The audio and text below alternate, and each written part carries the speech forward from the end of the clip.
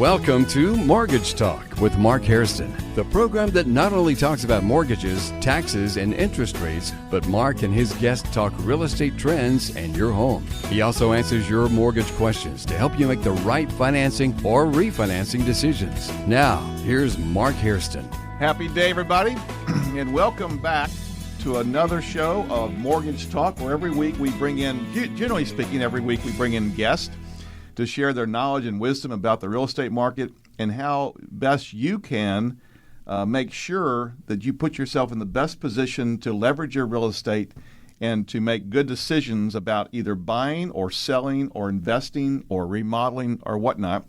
And I'm very excited today to have my good friend and brother in Christ, Ben Love, on my show today. Well, I appreciate it, Mark. Thank you for the invite, and super excited to kind of share this information with everybody. Absolutely. I always love me some Ben Love. So I want you to start out a little bit. Tell us about your background, primarily in the real estate space. You've been here for a long time, and what you're doing now. You just recently got a promotion, so I want you to share some of that as well. Okay, yes. So started in real estate in 2002. Was working with a home builder down in the valley, a city called Harlingen, Texas, right down by the border. And I worked there for 5 years, from 2002 2007, kind of seeing like the crash coming. It was like, I need to be able to have more inventory to sell. I just don't want to be able to sell in one community. Sure. So went to the local college, got my real estate license, and as soon as... Oh, you were selling new homes at the time? Yeah. So first 5 years, and it was great because it helped me develop skills of sitting down and having conversation and seeing what clients really needed. Mm-hmm. So when I did that, 2007, all of a sudden get my license, and I go with a small brokerage. No instruction. This is where I started. It's a different world, that resale market. It really is. And I think I started to discover how important culture and the environment was. After 3 months, I knew that was not a place that I wanted to be. And I moved forward, and I went to Keller Williams. And so I stayed down in the valley for 3 years. 2010, decided I needed to move up to Austin, Texas, and that's what happened. Where the action is. That's where it happens, right? This is the motherland for... It is. It's the jewel of the state. Keller Williams, born and raised in Austin, Texas. That's right. And so I came, and I was here for 3 months, knew nobody. I had a 1998 Dodge Intrepid car with faded paint, and the front tire, I remember, wobbling at 45 miles an hour, right? And then I'm pulling into this parking lot with Mercedes and Lexus and BMWs and Audis, and I'm just like, how am I going to make it back into this market? Yeah. Long story short, I ended up actually homeless. Wow. I didn't know that. No? Oh, wow. That's a story. So I ended up homeless. I had $50 to my name and like a quarter tank of gas. And at that point, That's amazing. I had a decision before me. It was like, okay, do I continue in this career because I believe this is where God had me and to serve people? Or do I call my mom back home in California and say, hey, Mom, I'm not making it out here. Send me $1,000 or something, Well, not even send me $1,000. She'll be like, come home, mijo. It's okay. Yeah, I got a space for you. Right. But I decided that I needed to stay here. And but this was a big piece in my life because that's where I actually started to really build a foundation in my faith. I remember driving around Monday and thinking, I just can't drive around because I don't got gas or money to be doing that. And so I was sleeping in my car in the hotel parking lot across from where our office was. Luckily for me, they had a shower in the office, so developed skills. Right? Yeah. Survival skills. Started waking up at 5 o'clock so I could go and take a shower. Yeah. And then start working. And so now that's part of this habit that I have. I just an early riser. Yeah. But that's also where God directed me to. Tuesday night, I found a men's group. They had food, they had drinks for me, and then they had fellowship. Wednesday night, I found that's where I would serve in the children's ministry in service. Thursday, I found this great home group, and these 4 guys ended up being my 4 best friends today. Awesome. Right? Awesome. Friday, another small group. Saturday, another men's group that met at 6 a.m. and they had tacos. And at the end, they'd be like, "Hey, we got all these extra tacos." Oh yeah, I mean, God is providing these little things, That's but right. I'm just like, it's called wow. grace. Yeah. Exactly. So from that point on, that was my life for about 3 weeks, and then when God knew, okay, I finally got Not 3 years. Not 3 years, 3 weeks, got my attention, and He knew that that's what it was going to take to get me founded and coming back home. Right. Yeah. From there, doors just started opening up again. 2011, started working for a local home builder, started having paychecks, started having success, was moved around to many communities, so I started to learn the area really well. But I knew that's not where I wanted to be. 2012, ended up back at Keller Williams, and 2015 is when He just blew the gates off. And, Amen. Yeah, it was incredible. My whole goal as a person in life was 2 things. 1, to make 6 figures, and then 2, to get an American Express card. And simple goals in life, right? But that's what happened in 2015. You can have mine. I'll have a balance on it. I'll give you mine. I'm going to be okay. I'm trying to be a good steward That's here, right. Mark. That's Trying right. to be a good steward. 2017, I just decided, man, I'm praying to God. Thank you, God, for everything you did for me in real estate, but now I'm ready to go work for the church. And I clearly heard the Holy Spirit say, "Fool, what are you talking about? I gave you these gifts and talents to serve people, and you could do more for the kingdom outside 4 walls of a building." So at that point, that's when I decided to change my business to a ministry. Yeah, well, and I've noticed that over the years, and I really respect that and appreciate that because it's kind of rare, that what I call marketplace ministry, where you bring in your talents as far as your real estate knowledge, but also walk with the Lord in that to serve people at a higher level. So I just want to acknowledge that. Well, I appreciate that, and I think you come to a realization that everything that I have just came from God. It wasn't nothing by my own doing. The relationships, the skills and talents, this was all God given. So who am I to withhold from Him, right? Yeah, amen. I also want to talk a little bit about your recent change or promotion, if you will, into a new role inside the Keller Williams office. Exactly. Again, this is a God thing, right? I am now the team leader, CEO of the Keller Williams Market Center in Cedar Park. Never thought that I would be running a whole market center. Yeah. So it's incredible, and it's a new position for me. But again, it's all about leadership and serving. Absolutely. So, I mean, between this idea of being homeless to the team lead and to fit 12 years or something, you could do a real reality TV show. Plus, you're a golfer. Well, you're multi-talented. Golfing is not quite where I want to be. Don't quit your day job.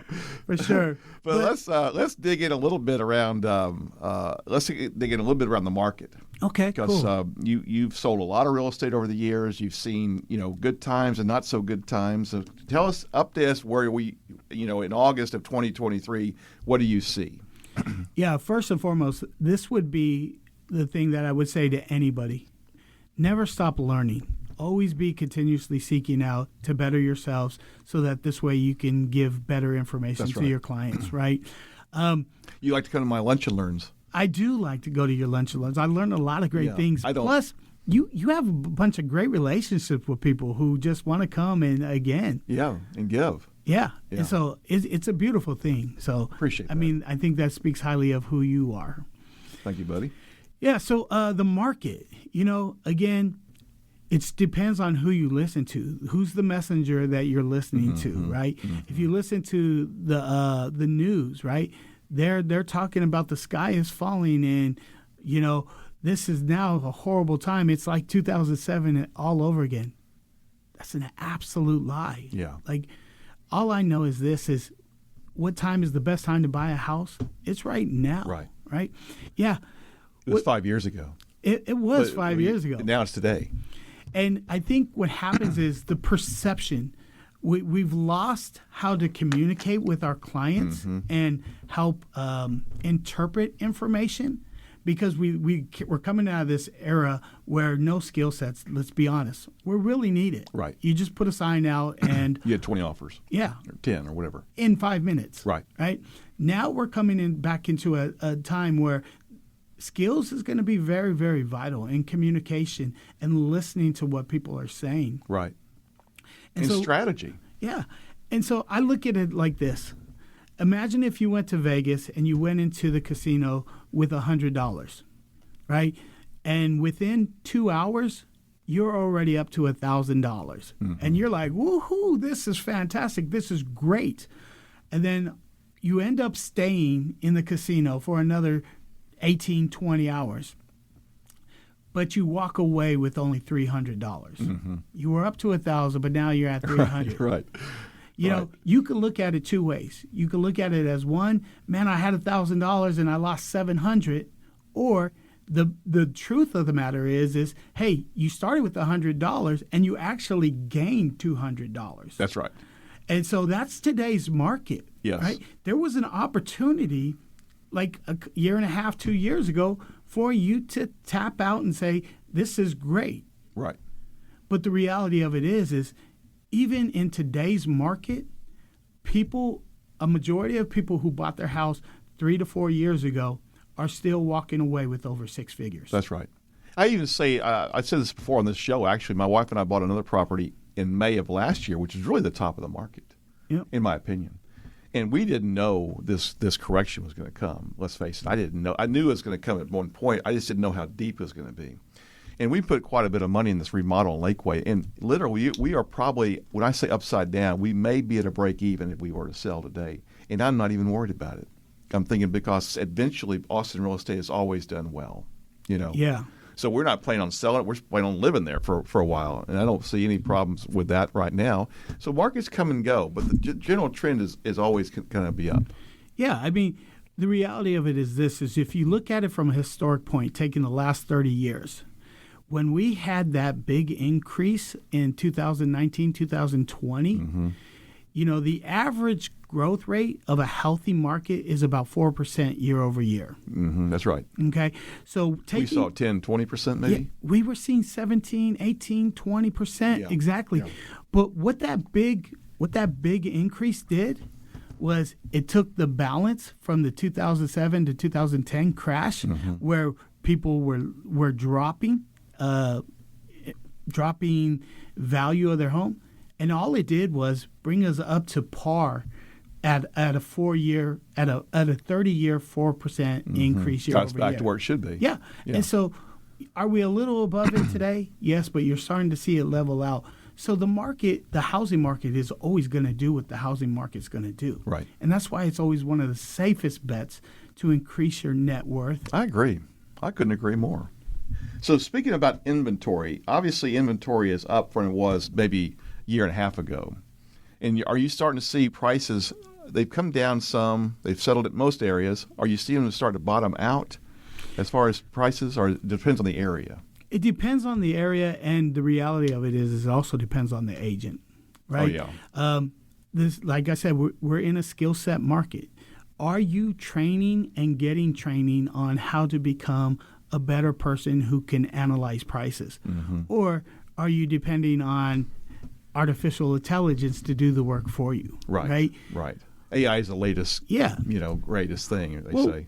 That's why when people look at Zillow, all it is an algorithm. Right. Right? And so it's saying, it's not taking the details, but it's taking this whole big data information overload and saying, well, based on all this data, here's what it is. But it's not taking into consideration, what are the finish outs of this home? What are the finish outs of that home? What does the curb appeal look like? Right.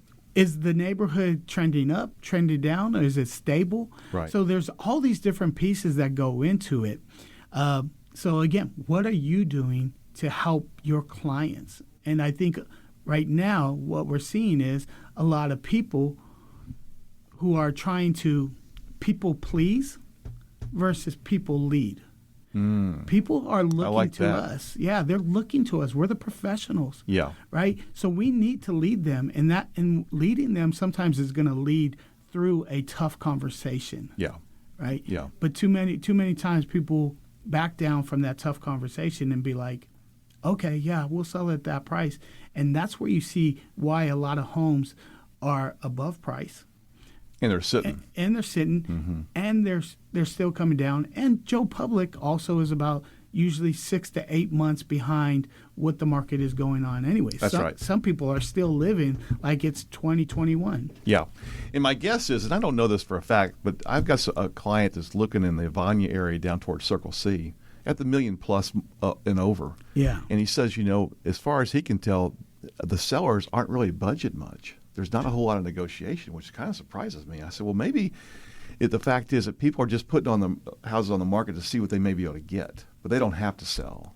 Are you seeing some of that too? They're just saying, hey, I'm going to throw it out there. If I get it, great. If I don't, no problem. I see that, and I think you're spot on. And again, I don't mean to harp on the skill set, but it comes back down to what kind of conversations are we having with people?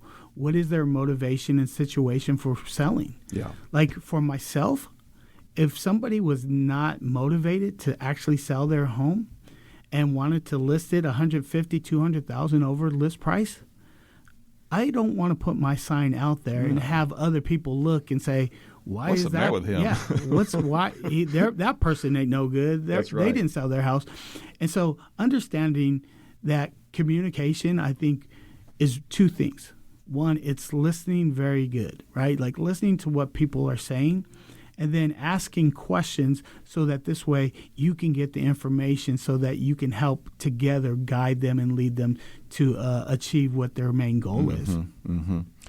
In my business, we talked about this a little bit before we came on. My business this year for the most part has been not totally, but a combination of first-time buyers and relocation buyers.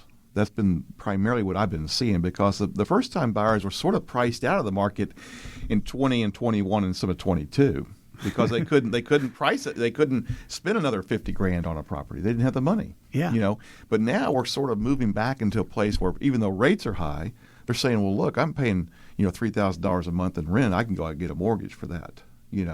So we're starting to see that, and also relocation buyers who are selling a house in California, New York, or Jersey, or where they're coming from, and they've got cash, number one, because they've got equity, and the rates aren't a big concern for them because they want to buy real estate in Austin, Texas. What are you seeing on your in your marketplace? You're more in Cedar Park, Leander. Yeah, generally speaking, Williamson County. Definitely more north. Yeah, Williamson County would be a pretty good, accurate definition of where I do a lot of my business. I see the same thing. I see like a lot of first-time home buyers who now have, I love to call it hope, right? Because they were losing out to all these cash buyers who were coming in and inflated our market, right? So now all of a sudden this inflation comes in. They didn't have a chance. Now they're having opportunity to say, okay, where can I find value, right? Like 2 years ago, it was just find me a house. I don't care what it looks like. I don't care how small, big, whatever. Just get me in a house. Crazy. To today, where it is, you know what? Now I got choices and I got options. Now I can go ahead and get the house that I'm really looking for. Yep. And the right agent will help you find that home, get you in the right price, and help you understand why real estate is still such a great foundational piece, not only for a strong family, but a strong economic future. Yeah, and we're not seeing, at least as far as I can tell, back in the day, of course, it's been years ago, we're seeing a lot of short sales and foreclosures and stuff like that after the crash. We're not really seeing that today. Was that when the caves were really big? Yeah, exactly. But, we haven't done a short sale in 10 years, or something like that. Yeah. Because people can still get out if they bought a property in the last few years. Yeah, and I think that's an important piece, right? To understand, 2007, the crash was for completely different reasons. Absolutely. Than today's market correction. Yes. And that's the key. 7 was a crash. It was a crash. This year, this past year, it's just a correction. It's correcting itself. Right. Yeah. Which is natural. It's at some point it's like water. You have to find its level. We're at a balanced market right now. Exactly. I agree. Which I think is fantastic. To talk a little bit about what's important for most people when they look to buy a property. Is it proximity to work? Is it schools? Is it near their church or shopping? Tell us a little bit about logistically what people are going to be looking for. Husbands and guys, whatever your wife wants. Do not care. Whatever the wife wants. And a lot of times, if they are a family. Now, my wife has picked out our last 3 homes, so I'll go with that. My wife has picked out our last 3 homes, so I confer with that. But wives usually are looking for a couple of things. One, the school districts are major buying. What's the word I'm looking for? Motivation. Thank you. Yeah. Major buying motivation. And number 2, if not number 1, security. Right? Safety. Those are the 2 big things, right? Yeah. A lot of times I think we tend to put our own thoughts on our buyers, which can be dangerous because we think, oh, well, price is going to be the number 1 thing. A lot of times prices doesn't even come into the top 5. That's right. It's they want schools so that they can provide a great future for their children. They want security to know that they're safe. Yeah, that's a good point. We've only got a few minutes left. This thing has gone fast. So tell us a little bit, if somebody wants to reach out to you, give me your contact information, phone number, email, that sort of thing.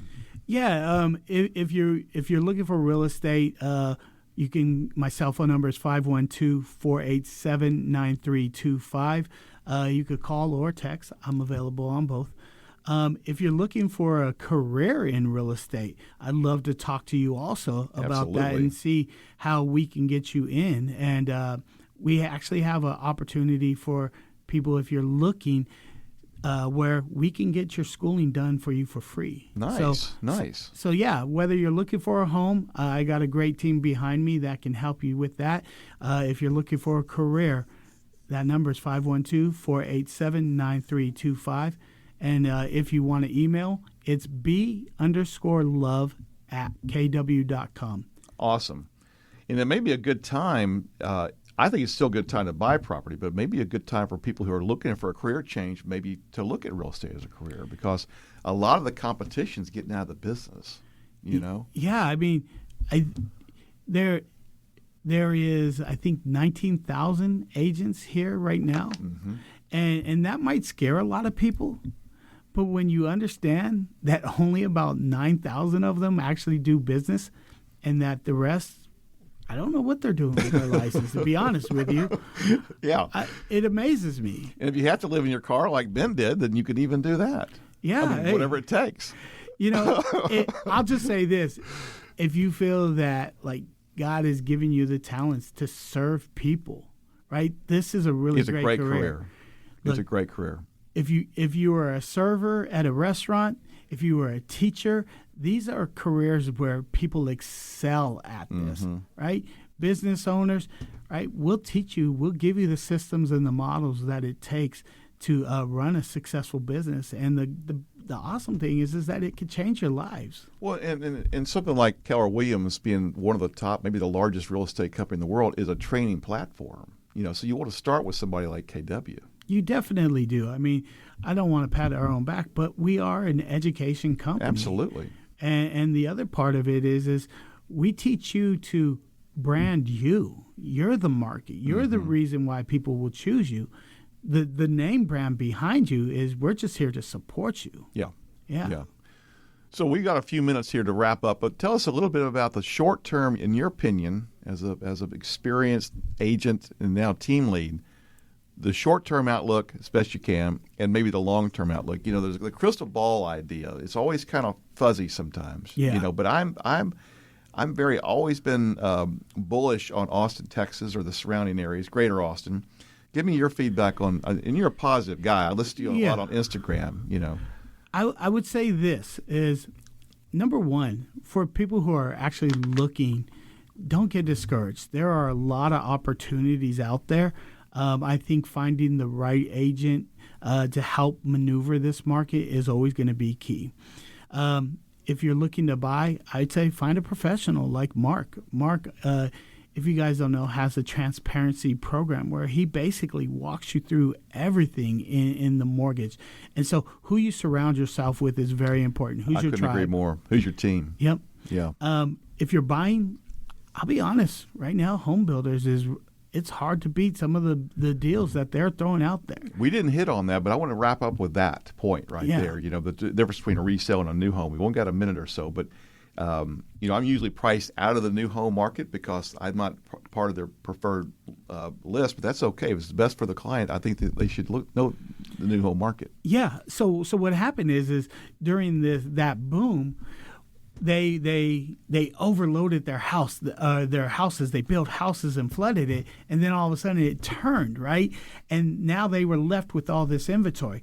So you as buyers and as consumers get to take advantage of that. And right now they're offering incredible. They're doing interest rate buy down. Right. They're giving you $15,000-$20,000, right? They're throwing appliances and they're throwing everything at you to build incentives to come and buy their product.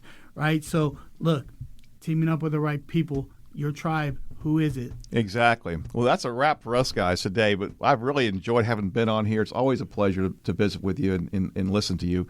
And if you need a really good advice on real estate here in the Austin area, call my buddy Ben Love. See you next week. Appreciate you, Mark.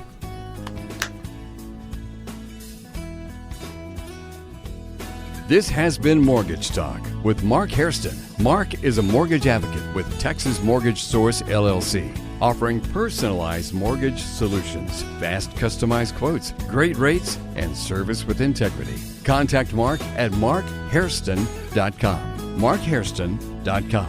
You can call or text Mark at 512-789-6967. That's 512-789-6967. And come back next week for more Mortgage Talk.